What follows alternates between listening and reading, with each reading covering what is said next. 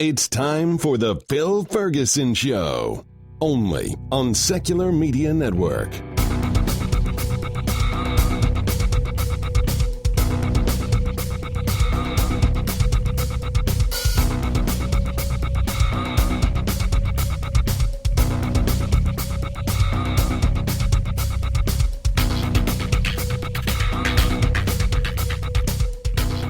Hello, everybody. This is Phil Ferguson, and you are listening to The Phil Ferguson Show.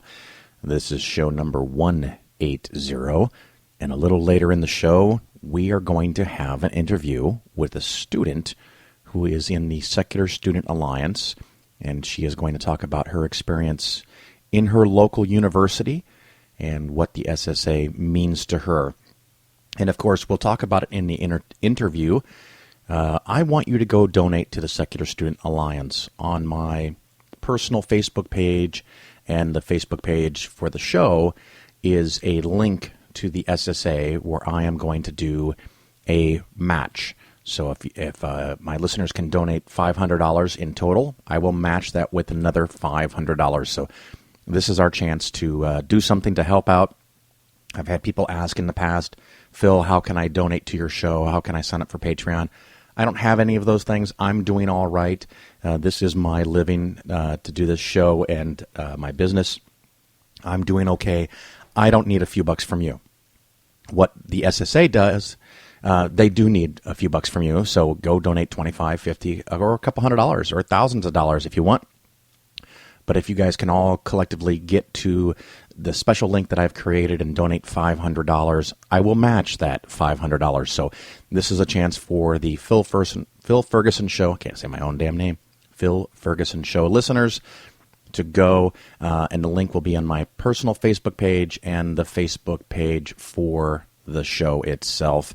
If you can't find it, you can always send me an email, phil@polarisfinancialplanning.com, and I'll send you the link directly. So don't give me any excuses. I couldn't find it. You didn't try hard enough.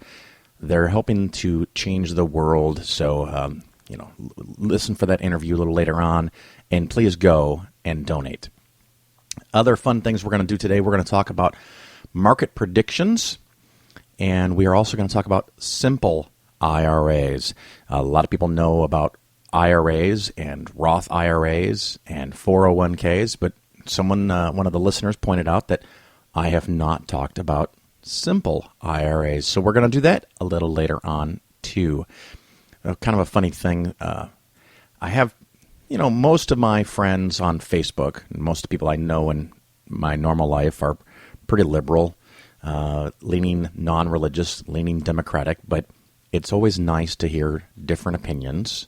And sometimes I will listen to an entire book by someone on the other side of an issue just to make sure I'm not missing something, because I am not beyond mistakes.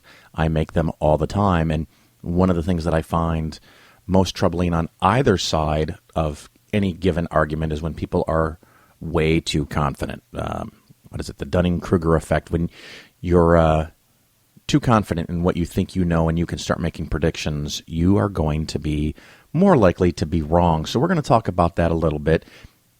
One of the things that I found interesting, some of the people who are more pessimistic and follow this current trend of thinking the U.S. economy is in the toilet and things are all going crazy and terrible, those who are regular investors and who follow the markets probably more closely than they should know that in January and February of this year, 2016, the U.S. market did a little dip. Some call it a short-term correction, and the market went down almost 15% in a very few weeks. And that's always scary, and that's why you shouldn't watch the market day to day, because it's going to bounce all over the place. And a lot of people were saying sell, sell, sell, sell, sell, and a lot of people did. And just wanted to point out that in the last 6 months, the U.S. Stock market, as measured by the Vanguard Total Stock Market Index Mutual Fund, is up 20%. Well, 19.32. Let's not round up too much. 19.32% since that time. And so the market's done very well since then. Of course, for the year, it's up a few percentage points, which is nice. Ideally it'd be nice to just make 10% every year, but that's generally not how it works. It often makes a whole lot more or makes a whole lot less. So for those people who at the very beginning of the year were predicting doom and gloom and sold at that correction, once again, you've sold at a bottom and you've now have to, if you're buying back in, you have to buy in high. It's the exact opposite of what you want to do. As far as what's going to happen in the future, in the short run, over days, weeks, months, or even a year or two, I stand by my official position. I have no fucking clue. I have no idea. People who claim that don't. We had a episode a few weeks ago talking about tactical funds that virtually every single one of them claim to have some magical formula to be able to predict the future. But as a group, they're exceedingly wrong again and again and again. And they're not just opinions, they're mathematical models that should be and have proven to be right historically. They're just not right in the future. In the long run, I believe the market and bonds will act like they have in the past. In the very long run, U.S. stock markets will tend up, and we're talking 5, 10, 15 years, and bonds will return basically what bonds are paying currently as dividends. However, in the short run, bonds, especially long-term bonds, can fluctuate an awful lot. Not something I'm particularly interested in. So a couple of predictions. I'm going to, I trolled the internet a little bit to find a couple of real doozies that were wrong. And of course, you can find people who are right. Of course you can. I mean, if you make enough predictions, unless it's the end of the world, you're going to be right sometime.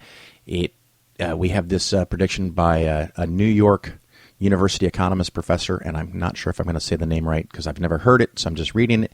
Nouriel Roubini, so forgive me if I've pronounced his name incorrectly, was raised to fame by predicting the mortgage meltdown in 2008. But in 2009, he said, quote, "I would stay away from risky assets. I would stay away from the stock market," end quote. So that was in very beginning of 2009, and in 2009, the U.S. stock market went up 29%. In 2010, it went up 17%, and since then up to today, roughly, it's gone up a total of 160%. So if you followed that advice and stayed away from the stock market, you lost a run-up of 160%. Now, I've also seen predictors and gurus come back and say, well, finally when the market goes down 25 or 30%, which it probably will do again just because it has done it in the past. That's one of the short-term problems with the stock market, and that's what scares people away from the long-term gains, is that they're terrified. If you make 160% and then lose 30%, now granted, it doesn't mean you made 130%. It's not 160 minus 30. The 30% loss is on a much bigger number. You're still way up. So you're doing all right. So relax. Those things happen. If you're a long-term investor and your money doubles, triples, quadruples, goes up tenfold in many, many years, and then you lose 20%, if you look at your statement compared to a year ago, it's heartbreaking. If you look at your statement compared to 10 years ago, you've got a 94% chance that you've still made a lot of money based on historical data. So don't sweat it too much. Another prediction, a little more recent, Jim Rogers, who is a commodities guru and has been working in the commodities market for over 40 years, 2 years ago predicted that, and here I'll just read the quote, "Virtually the only asset class I know where fundamentals are not impaired, in fact, where they are actually improving, is commodities." And so for those of you who don't know, commodities is things like timber, zinc, gold, silver, oil, things like that, things that just exist, real assets, actual things, tangible things. It might also include corn and soybeans and things like that, things that have commodity prices that trade like commodities. That's what they are. So he made that prediction, and I found the USCI, the United States Commodity Index, and put that in Google Finance. And in the last 2 years, at the time of this show, The commodity index as a collective is down 28%. Now, the U.S. market during that time is up about 10% over 2 years. It's had a rough patch here where it's not done great over a 2-year time frame, but it's up. The difference is 38%. So if you followed his advice 2 years ago, you've lost 28. If you were in the market, you made 10. Not saying that that will always be the case. What the point of this little segment is that these predictions are very hard to be right. I mean, it's kind of a 50-50 thing. You can be right, you can be wrong. And the problem is you don't know which person to follow. And both of these examples I picked out were people that have done fabulously well predicting before, and now they failed miserably. So how do you know when they're right and when they're wrong? I mean, if you don't have an understanding of how these things work, and you just listen to someone who's got a track record of being wrong or right, they're no more likely to be wrong or right than you are, than the random guy you meet on the bus or sit next to you on an airplane. It just doesn't work that way. So you just need to make a plan, stay the course kind of thing, long and steady. It's the proverbial tortoise and the hare story. I tell people I give really boring investment advice. Don't thrash around a lot. Make a plan, stick to it. If you have any needs, wants, or desires for help with your plan, of course, my email is phil@Polaris Financial Planning. And now what we're going to do is we're going to talk about a specific type of investment called a simple IRA. Just for reference, a simple IRA is something that is generally created by an employer, your company, whether you own it or a manager of it or simply an employee of it. It is not something you can generally go out and create on your own unless you run your own business. So think of this as something that's very similar to a 401k or a 403b. And it is a way for a company that is small to set up a program to help you get to retirement, help you save retirement in a tax-deferred status without going through the hassle and the costs, and which can be quite expensive, several thousands of dollars a year or more, to create a 401k or a 403b. So if you work for a small company that doesn't currently have a savings program, you might want to do some research, because you could propose to the bosses, to the executives, to HR department, hey, maybe our company could start a simple IRA for next to nothing out of pocket and provide a benefit to the employees. So that's one of the basic things of a simple IRA. The amount that you can put in is limited by law, and it's higher than a regular IRA, but lower than a 401k, and it doesn't have to make sense. It's just what the rule is. In 2016, the rule is that you can contribute up to $12,500. Unless you are the age 50 or older, you can put in an additional $3,000 or $15,500. For a lot of people that listen to the show, they're going to hear that and go, I'm never going to save $15,000. Okay, so be it. Try to get there. And of course, I have listeners and I have clients that say, only $15,000? I mean, that's just the rules. If you can use it, great. This only works for small companies. Like I said, you can not have more than 100 employees. If you have more than 100, you may not do a simple. A couple other things that are unique or special about this is that the money that you put in and the money that your employer puts in as a match is yours at the moment they put it in. So there's no vesting period. You don't have to wait 3 years, 5 years, or even up to 7 years can be the case for matching funds.